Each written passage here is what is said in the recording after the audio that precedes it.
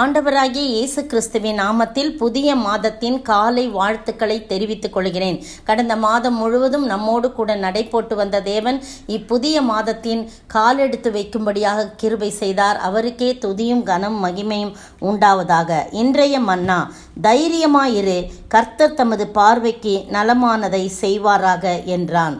இந்த மாதம் என்றாலே, ஏப்ரல் மாதம் என்றாலே ஏமாற்றுகின்ற மாதம் அப்படின்னு சொல்லுவாங்க. ஆனால் ஆண்டவர் சொல்கிறாரு, ஏமாற மாட்டேன், நீ தைரியமாயிரு, நான் என்னுடைய பார்வைக்கு நலமானதுபடி செய்வேன்னு சொல்கிறார். இந்த சம்பவம் என்ன அப்படின்னு சொன்னால், அம்மோன் புத்திரன் ராஜா மரித்து போகிறாரு.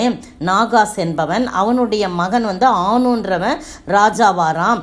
அப்போ தாவீது சொல்கிறாரு, ஆனூனின் தகப்பனாகிய நாகாஸ் எனக்கு தயை செய்தது போல அவன் குமாரனாகிய ஆனூனுக்கு நான் தயை செய்வேன்னு சொல்லி அவனுடைய தகப்பனுக்காக அவன் துக்கித்திருப்பான்னு சொல்லி அவனுக்கு ஆறுதல் சொல்லும்படியாக தன்னுடைய ஊழியக்காரரை அனுப்புகிறான்.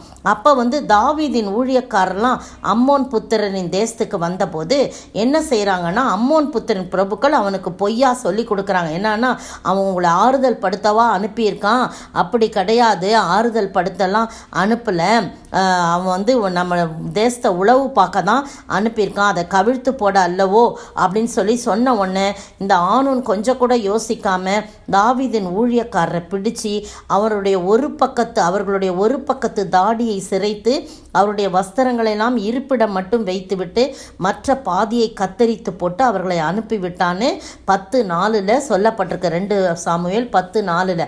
அப்போ இது ராஜாவுக்கு அறிவிக்கப்பட்டது. சண்டை வரப்போது அவங்க கோபமாக இருக்கிறாங்கன்னு அம்மோன் புத்திரர் என்ன பண்ணுறாரு, சீரியரையும் கூப்பிட்டுக்கிட்டு சோபாவில் இருக்கிற சீரியரில் 20,000 பேர், பெத்ரே கோப்பு தேசத்தில் இருக்கிற சீரியரில் எல்லாம் சேர்ந்து ஒரு 20,000 பேர், மாக்கா தேசத்து ராஜாவினிடத்தில் ஒரு 1000 பேர், இஷ்டோபில் இருக்கிறவர்கள் 12,000 பேர்னு கூலிப்படையாக அழைப்பிச்சாங்க. தாவீதுக்கு தெரிஞ்சிருச்சு. யோவாபையும் பராக்கிரமசாலிகளாகி சமஸ்த இராணுவத்தையும் அவங்களுக்கு எதிராக அனுப்புகிறாங்க. அப்போ போர் நடக்க போகும்போது பிரித்து சீரியர்கிட்ட ஒரு பகுதியும் அம்மோன் புத்திரட்ட ஒரு பகுதியும் இன்னொரு பங்கை நடுவாக வச்சிருக்கிறாரு. அப்போ சொல்கிறார் ஜனங்களை பார்த்து, யோவாபு தைரியமாயிரு, தம்முடைய ஜனத்துக்காகவும் நம்முடைய தேவனுடைய பட்டணங்களுக்காகவும் சௌரியத்தை காட்டுவோம், கர்த்தர் தமது பார்வைக்கு நலமானபடி செய்வாராக என்று சொல்கிறார். அதே போல் அவங்க போகிறாங்க. கர்த்தர் ஆண்டவர் அவர்களுக்கு முன்பதாக போய் எல்லா காரியம் செய்தாங்க. யோவாபும் அவனுடைய இந்த ஜனங்களும் சீரியர் மேல் யுத்தம் பண்ண கிட்டினார்கள். அவர்கள் அவனுக்கு முன்பாக முறிந்தோடினார்கள்.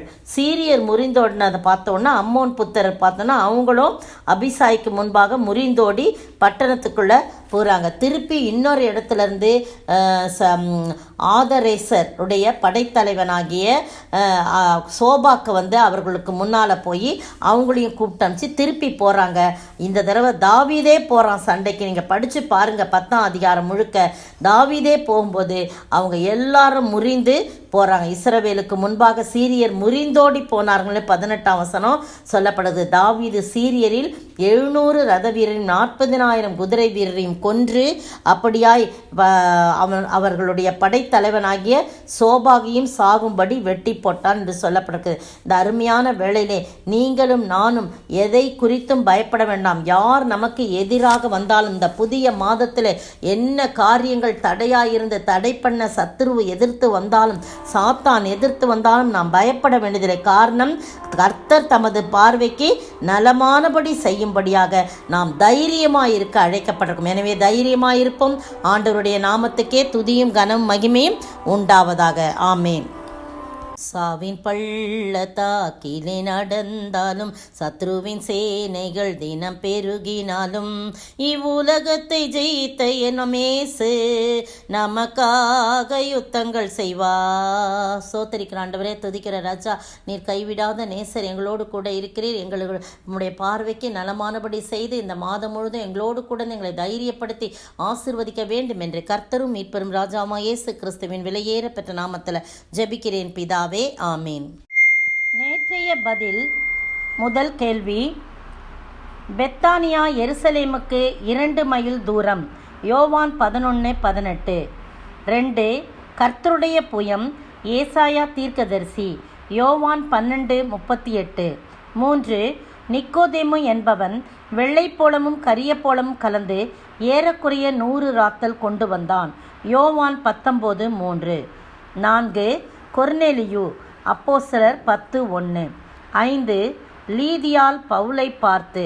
அப்போஸ்தலர் 16, 14, 15. இன்றைய கேள்வி: தேவனுடைய சுவிசேஷத்திற்காக பிரித்தெடுக்கப்பட்டவன் யார்?